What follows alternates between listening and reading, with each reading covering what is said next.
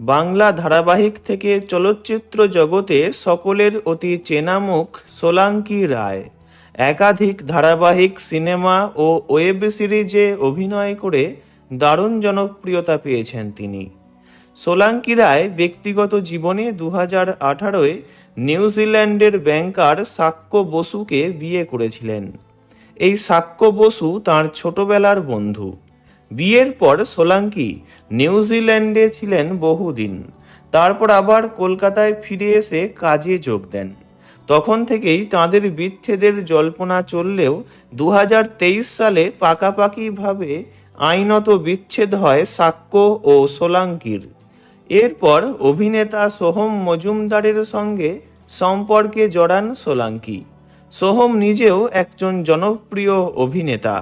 তবে কয়েক বছর ধরে তাঁরা প্রেম করলেও নিজেদের সম্পর্কের কথা সামনে আনেননি, বরং বন্ধু বলেই দাবি করেছেন। অভিনেতা সোহম মজুমদারের ব্যক্তিগত জীবনকে ঘিরে সম্প্রতি নানা আলোচনা চলছে।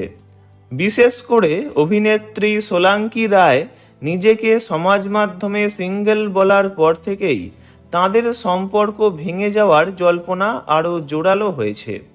এই জল্পনার মাঝেই নিজের জীবনের এক কঠিন সময়ের কথা তুলে ধরেছেন সোহম। সামাজিক মাধ্যমে সোহম মজুমদার জানিয়েছেন, গত 2 মাস তাঁর এবং তাঁর পরিবারের জন্য ছিল অত্যন্ত কঠিন এবং মানসিকভাবে ভেঙে পড়ার মতো সময়। সোহম জানান, এই দুঃসময় শুরু হয় তাঁর মায়ের বাবা অর্থাৎ তাঁর দাদুর মৃত্যু দিয়ে। প্রিয়জনকে হারানোর সেই শোক কাটিয়ে ওঠার আগেই একের পর এক বিপদের মুখোমুখি হতে হয়েছে তাঁদের পরিবারকে।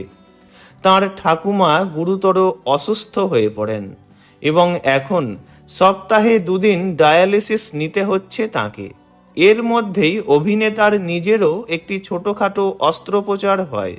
বর্তমানে তিনি ধীরে ধীরে ভালো হয়ে উঠছেন, কিন্তু এতেও শেষ হয়নি দুর্ভাগ্য। তাঁদের বাড়ির বহুদিনের রাঁধুনি মৌসুমীদির হঠাৎ মৃত্যু আরও বড় ধাক্কা দেয় গোটা পরিবারকে। অভিনেতার কথায় মাত্র 45 বছর বয়সে মৌসুমীদির মৃত্যু তিনি এবং তাঁর মা কোনোভাবেই মেনে নিতে পারছেন না। ছোটবেলা থেকে তাকে বড় করে তোলার ক্ষেত্রে মৌসুমীদির গুরুত্বপূর্ণ ভূমিকা ছিল। এই কঠিন সময়ে যারা তার পাশে থেকেছেন তাঁদের প্রতি কৃতজ্ঞতাও প্রকাশ করেছেন সোহম। তবে সোলাঙ্কিকে এই মুহূর্তে পাশে পাননি তিনি, এমনটাই জানা গিয়েছে। ভিডিওটি এইটুকুই। বিনোদন জগতের সব রকম খবরাখবর জানতে চ্যানেলটি অবশ্যই সাবস্ক্রাইব করবেন।